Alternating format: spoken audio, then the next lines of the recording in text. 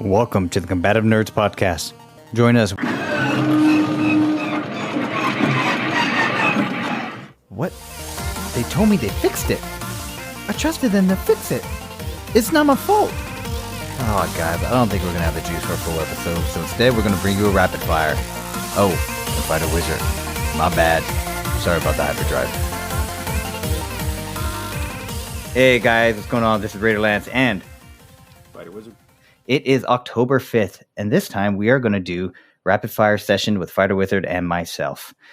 But to do that, before we get on our first subject, we got to catch up. How you doing, brother? Good, man. How you been? Not too bad. I had a question for you. It's about your jiu-jitsu. I know. Don't get defensive. You're not when you're rolling.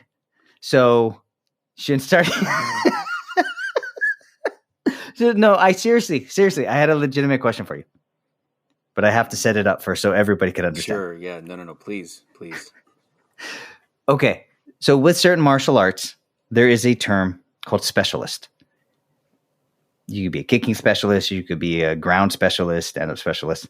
And specifically within jiu-jitsu, it seems to me like over the past maybe 10 years, people started becoming specialists in jiu-jitsu. You know, at the Renzo Gracie New York Academy, I think John Danaher, I think it's called the Death Squad or something like that. They're specialists in leg locks. Ronda Rousey, the UFC fighter, former judoka, was an armbar specialist, to my understanding. So in a previous conversation that we had, you were saying that you really liked the crucifix position. But I wanted to clarify, are you trying to become a specialist? It's just something you prefer? And let's back it up. The way I'm going to define specialist, and it might not be correct, it is not only are you good at the one move in that position, not only are you good at one arm bar, not only are you good at submitting someone from a crucifix, but you learn all the maneuvers to get into the position and to transition from that position into a submission. So it's like a high degree of not just one thing, but all the things that surround that one thing. So, FighterWizard, are you trying to specialize in the crucifix position and the submissions? I would seriously pump the brakes on considering me a specialist. No, I didn't consider. I was asking, are you trying? I know what you're saying.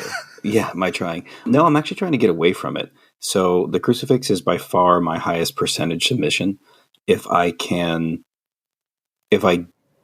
almost always get it, I won't almost always get it.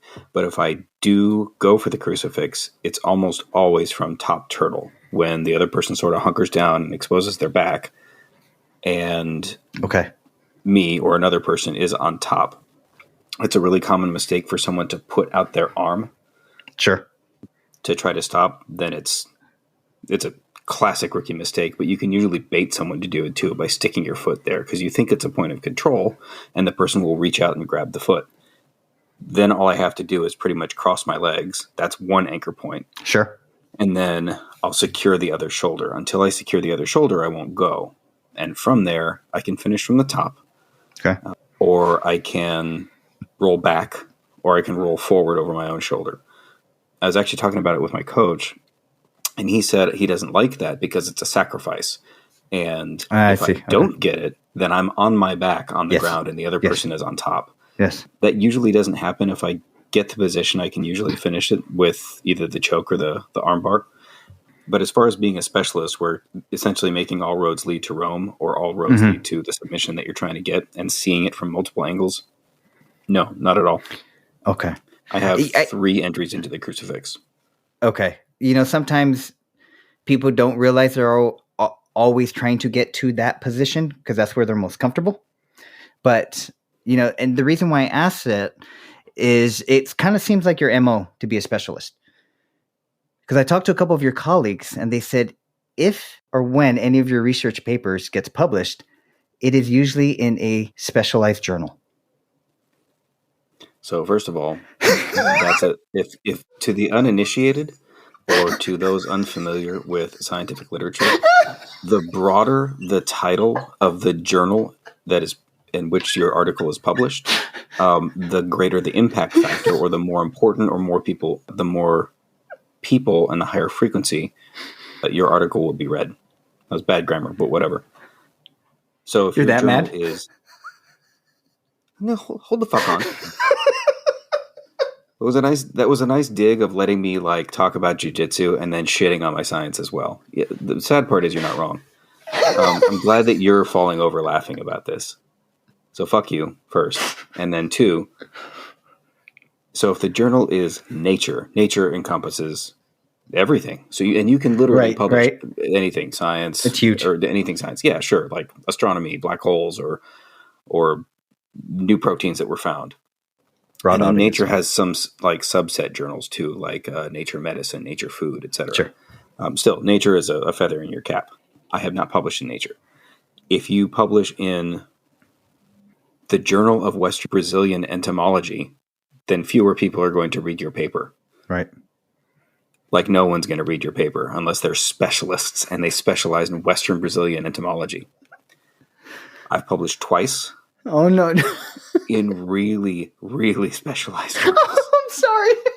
No. It's fine. It's fine. My impact factor is like below 1. It's sad. So yeah. Yeah. So I'll tell you something more sad. Do you know how long and how many Google top 10 ways to insult a scientist I had to go through to stitch this puppy together? Oh, do tell. Yeah. No, it was horrific. It was like how to insult a scientist. And here's the top 10 ways. I understood none of them.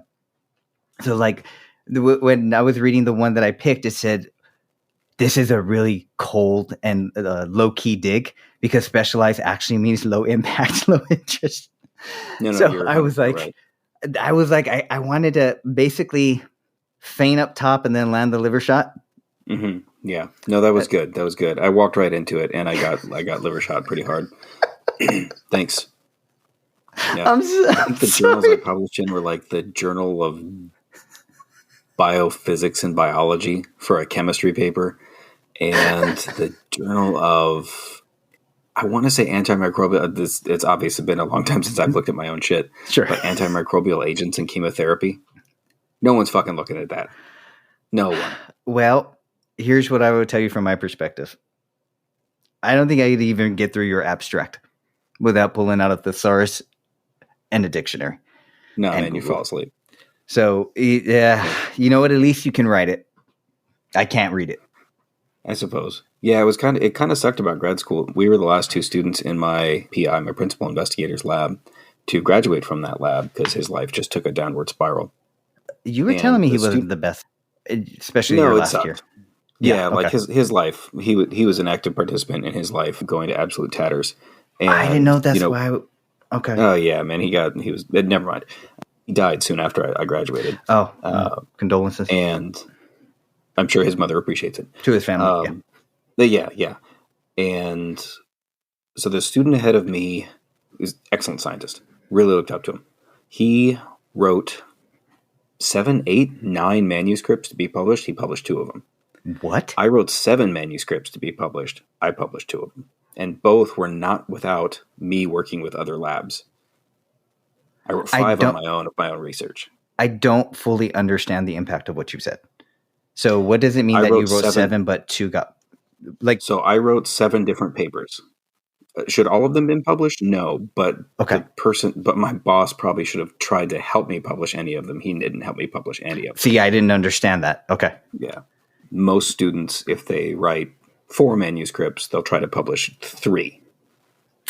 So you got I wrote 7. Yeah, a little bit. But it was more than 10 years ago now. No, it wasn't. It was 8 years ago. A better man than me. I'd be using this platform to trash. So yeah, we were pretty pissed, but it's been a while. Yeah, I mean, things will change it. Great way to bring the podcast down. I appreciate it. Yeah, absolutely. I can make it worse. I can tell you about how he died. Let's do it. Sure, yeah. Let's see. He was always an alcoholic. Sweet. And he got on some pills. His wife left him. He got to the point where he couldn't take care of himself. Like they shut the lights off in his house. And this is like a pretty well-respected, like MD, PhD, blah, blah, blah.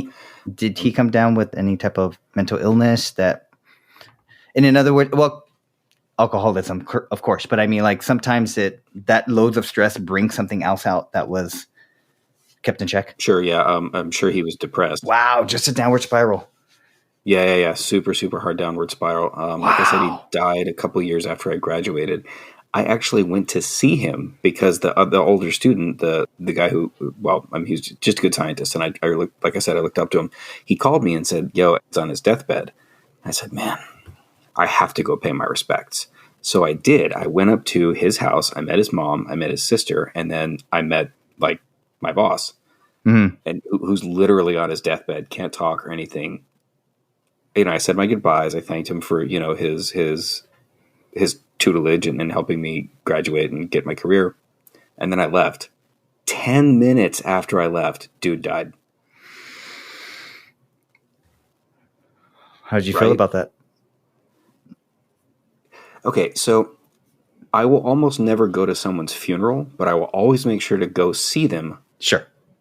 Before they die, because I agree with you. The funeral's for the people that pass. I agree with you. Or for the people, the family. And there's closure to be had there, and there's a good argument to go. However, the person who died doesn't give a fuck if you're there at the funeral. Anyway. Yep. I've gone to 6 people, and they've died very soon afterward. My grandfather died while I was in the room saying hi after I got on a flight. So I feel kind of like the angel of death. I'm like the cat that go in that nursing home that like goes and sits before they die. Jesus Christ. Yeah. Anyway, his mother was very gracious, obviously quite sad. I got a very nice letter from her. She said, I think he was waiting for you. I'm like, I don't know about that. But yeah. Okay. Yeah, so I killed my boss in a way. So you have fulfilled a couple of my dreams, but we won't talk about that. So just think Bad Bosses. Wasn't that a movie, Bad Bosses? Horrible Bosses. Horrible Bosses. There. That messed the joke. Okay. So here is what's perplexing to me, and we got to cut this short. Sure. I am talking to a man of science about his superstition. Or has it flipped to statistical analysis and probability in your brain? This is just raw statistical analysis. I have very few superstitions, and I'm a pretty hardcore atheist. So no, this is all stats, not superstition. Hey, man, I'm like 5 for 5 or 6 for 6. Jesus Christ! Don't visit me. There's a lot of compounding. No shit. You stay where you're at. You don't take the flight when you're sick. Yeah, he's really sick. He kind of wanted to. Wait a minute! I got 8 more years with my kids. No, come on down. Why don't you plan? Why don't you plan a vacation? Yeah.